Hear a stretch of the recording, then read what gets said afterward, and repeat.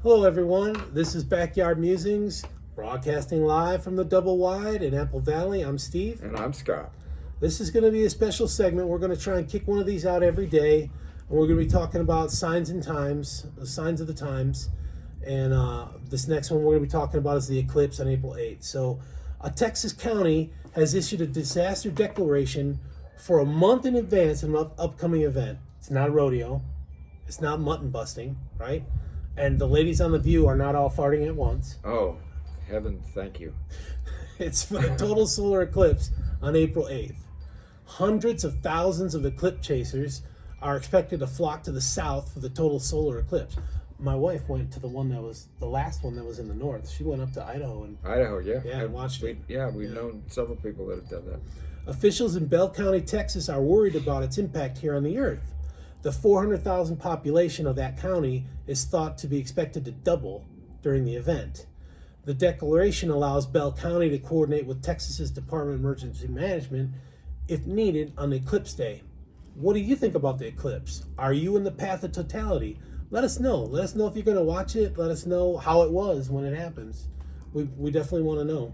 And if you I personally will not be going. Are you going to be going? No. Yeah, it would take some coordination to go. I might step out and see what's going on. Yeah. Might do that. Yeah, I might watch it. So if you're going to watch the solar eclipse, please do not look directly into the sun with your eyes unprotected, not even with sunglasses. The visible corona can still damage your eyes. If you're in the totality, that corona can still damage your eyes. Bell County is expecting the influx of viewers to snarl traffic, cause shortages of food and water, fuel, and of course cellular network as they're trying to call people, hey, I'm here, check it out, and filming live. Sounds like illegal immigration. Yeah. So basically, if you're a criminal, it's prime time to go about your work because everybody's going to be focusing on managing all the people and the antics and that kind of stuff. So the declaration requires people hosting parties with over 50 attendees to register with the county to ensure proper life safety and critical infrastructure in place. That's smart. Yeah. That's smart planning. So a little bit about total solar eclipse, if you don't know. A solar eclipse of the sun occurs when the moon passes between the earth and the sun for a short transit, so it's passing across, right? And when it hits that complete across, it blocks out the sun. So you'll see a blackness where the moon is. Right. And then you'll see a little corona on the outside, a glow. The outside. So it completely blocks the face of the sun, right?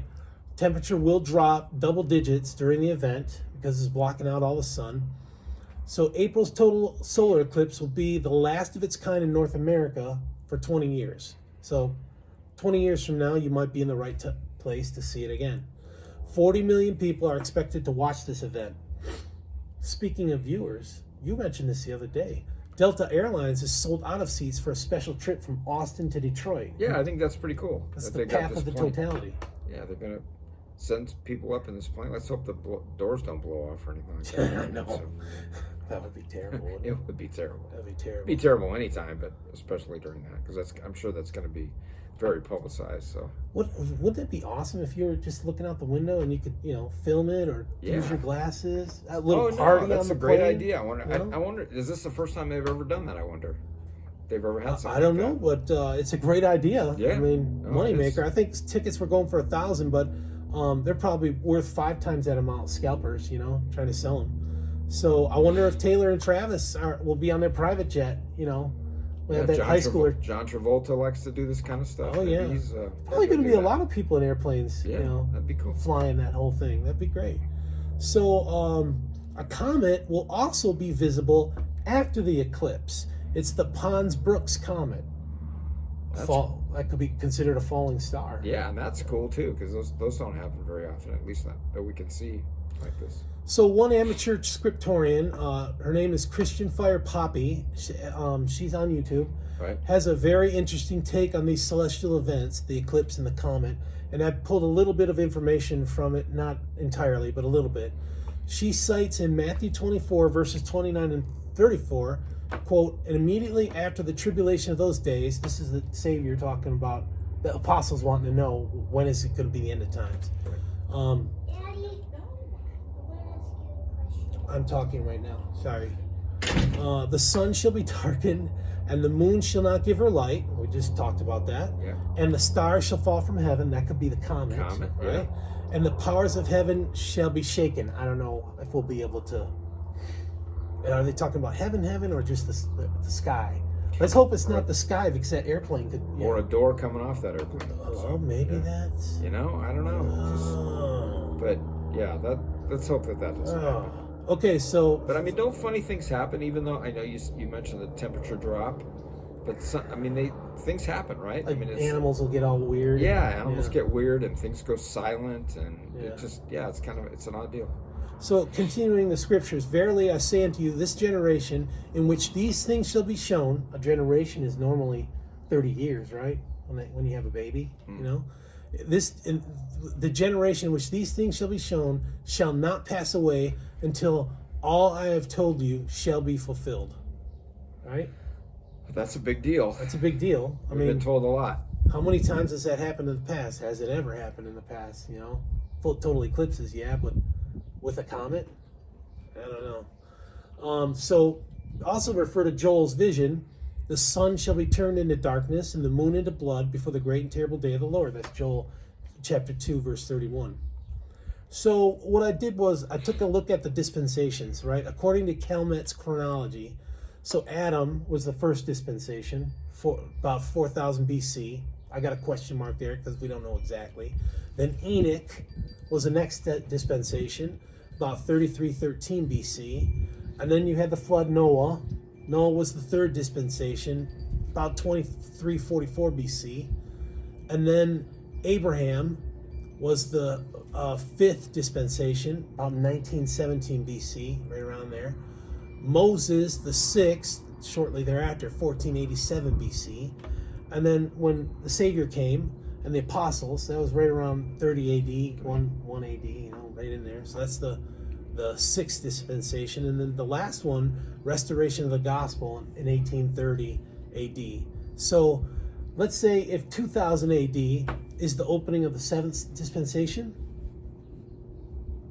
possibly. Yeah. Possibly, right? So check this out. And when he opened the seventh seal, there was silence in heaven about the space of half an hour. That's Revelations 8, chapter 8, verse 1, right? So one day, remember, we're talking 2000 AD. One day to the Lord is 1,000 years to man. So 1 hour for the Lord is 41.67 years for man. You just take 24 divided by 1,000, right? So, and then half of that is 20.833 years. So 20.833 plus the 2000, 2021-ish. It said approximately a half an hour. So. And what were we doing during that time? But anyway, go ahead. Well, there was the pandemic. Pandemic, yeah. So plagues will be poured out, right? There was that. So let's say if you were God and you wanted to break that half hour of holy silence, you would probably do something awesome to let the world know that this was happening, right? At that time, would you create a huge volcanic eruption with the loudest boom ever? Maybe. That would be a distraction. Yep. Sound off the largest explosion ever recorded in the universe? That would be something. Yeah. Make the largest volcano in the world explode after 40 years of silence? Kind of sounded specific here. That'd wake people up. Yeah. So in 2022, all of this occurred. January 15th, the biggest boom ever recorded from a volcanic blast that destroyed the uninhabited island of Hunga Tonga Ha'apai is now officially the largest explosion in the 21st century. You remember that explosion? I don't remember that, but I think it was an underwater island. It was almost coming above, and then the volcano just poof. It's a huge boom. Okay, so October 9th, 2022, NASA captures the brightest, most powerful explosion ever recorded in the universe. The blast was dubbed GRB 221009 Alpha A. So such an event, they actually gave it a designation, right? So on November 27th, 2022, Mauna Loa, the world's largest volcano from base to top, erupts. It erupts for 12 days. It's the first eruption since 1984. Moana, or Moanitva, for our Indian listeners, means silence in Sanskrit. It's kind of weird. right? Half-hour silence, Yeah. breaking that. So remember, on April 8th, 2024, you've got a total solar eclipse, a blackened moon, and the Pons-Brooks meteor lighting the sky. Signs and wonders in heaven. What do you think about the signs of the times? Let us know. Please let us know. Absolutely. Thank you for listening, and we'll catch you on the next one. All right. Have a good day. Thank you.